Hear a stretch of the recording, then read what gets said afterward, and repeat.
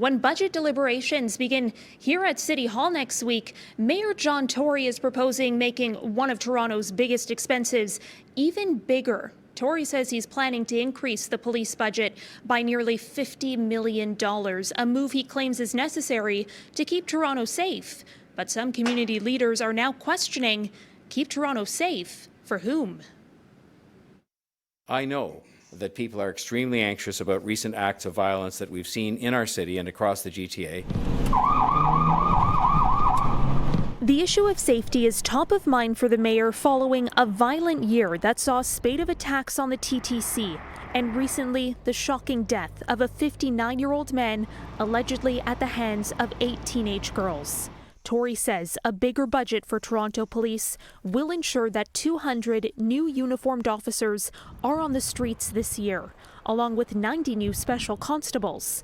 Even with the city facing a potential shortfall of $1.4 billion, Tory doesn't expect he will have to use his new veto powers to pass any bump in the police budget. I will be very firm in my position that we are not going to engage in defunding the police budget, and I will do everything I can to make sure that I marshal the votes, which I don't think I'm going to have a lot of trouble doing. Thousands of us are telling him not to do it, and he's choosing who he wants to listen to.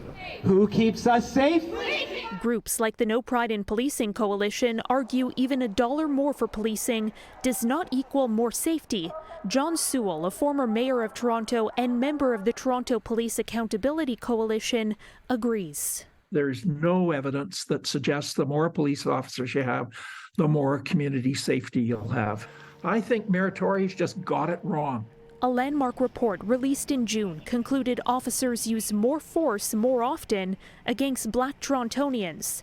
Tory could not say if specific reforms have been implemented since then. I will just tell you they're on it. What has happened since the time of that announcement is the death of Tarish Bobby Ramroop, dead after an unnecessary police encounter when even the police acknowledged that what he needed was mental health support. The consensus among critics is that money could be better spent elsewhere. We're not seeing $50 million invested in the mental health care supports for Torontonians. We're not seeing a $50 million increase in housing. We're not seeing $50 million go to childcare or food programs, student nutrition.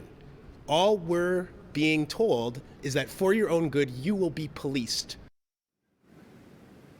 Now, the additional funding represents a 4.3% increase compared to the service's 2022 budget. Tory says he'll have more to say in the coming days about further investments, specifically when it comes to safety on the TTC.